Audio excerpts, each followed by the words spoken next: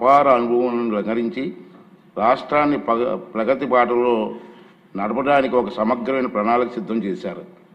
అందులో భాగంగా సత్వరం శాశ్వత రాజధాని నిర్మాణం అవసరమని నిర్ణయానికి వచ్చారు. అత్యంత ప్రజాస్వామ్య పద్ధతిలో అందరినీ సంప్రదించి భౌగోళికంగా రాష్ట్ర కేంద్ర బిందువు అయిన అమరావతిని రాజధానిగా అభివృద్ధి చేయాలని ఆ రోజు నిర్ణయించడం జరిగింది. చంద్రబాబు నాయుడు గారి నాయకత్వం మీద అపారమైన విశ్వాసం చూపుతూ ఈ ప్రాంత రైతులు తన సారవంతమైన సాగు భూములను రాష్ట్ర అభివృద్ధికి కోసం త్యాగం చేశారు. ఆ విషయం మనందరికీ తెలుసు. అన్నదాతల అండతో, ఆశీర్వాదంతో, వాయువేగంతో, మనోవేగంతో రాజధాని నిర్మాణ పనులు కూడా ప్రారంభమయ్యాయి. దురదృష్టవశాత్తు 2019లో ఆ ప్రగతి రథానికి అడ్డంకులు ఎదురయ్యాయి. ప్రపంచవ్యాప్తంగా సభ్య సమాజంలో ప్రజాస్వామిక వ్యవస్థలో కనీ విని ఎరగని రీతిలో ఆంధ్రప్రదేశ్లో 5 ఏళ్ల పాటు వైపరీత్యమైన చోటు చేసుకున్న సంగతి మీరు అందరూ చూశారు. ప్రజాస్వామ్యంలో ప్రభుత్వాలు మారడం సహజం, కానీ పరిపాలన అనేది ఒక నిరంతర ప్రక్రియ. ప్రభుత్వాలు మారినప్పుడల్లా గత ప్రభుత్వాలు చేపట్టిన పనులు కొనసాగుతూనే ప్రజలకు మరింత సేవలు చేయడానికి కొత్త ప్రభుత్వాలు కొత్త విధానాలు ప్రవేశపెట్టడం సహజంగా మనం చూస్తూ ఉంటాం. ఆ క్రమంలో గత ప్రభుత్వ హయాంలో చేపట్టిన మంచి పనులు మాత్రం అడ్డుకోరు.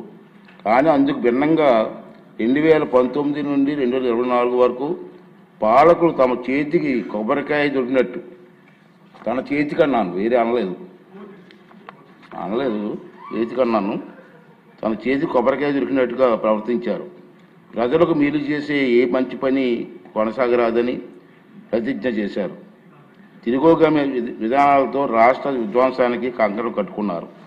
దురదృష్టవశాత్తు వారి అప్రజాస్వామిక ప్రగతి నిరోధక పోకడల వల్ల రాష్ట్రం కనీసం 50 ఏళ్ల వెనక్కి వెళ్ళిపోయింది.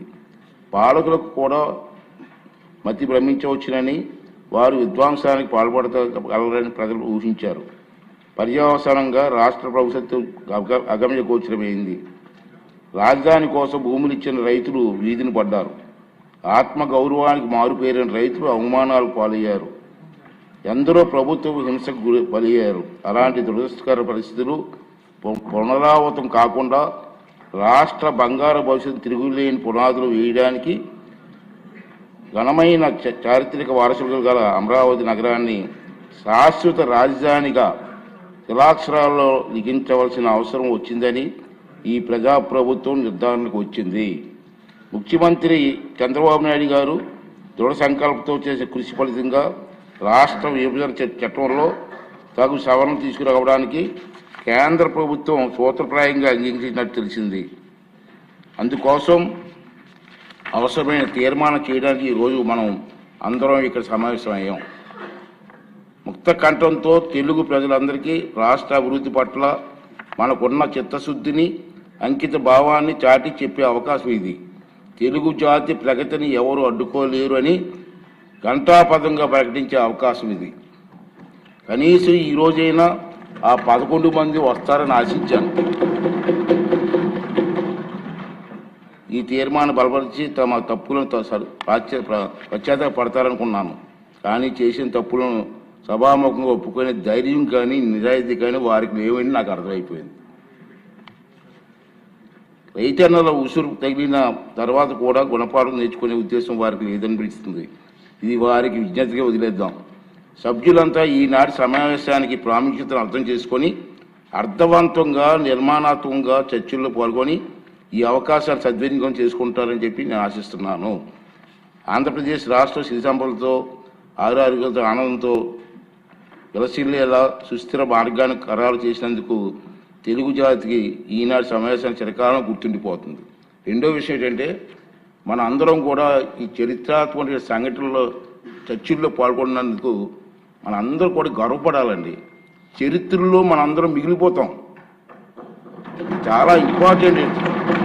ఆ రాబోయే తరాల వారికి కూడా ఈ సభ ఇటువంటి మంచి తీర్మానం చేస్తుందని చెప్పుకునే పరిస్థితి మనకు కల్పించింది. ఈయనందరూ కూడా అర్థవంతంగా చర్చలు పాల్గొని మరి వీరందరికీ సహకరిస్తారని ఆశిస్తూ, ఇప్పుడు గౌరవ ముఖ్యమంత్రి గారు ప్రభుత్వ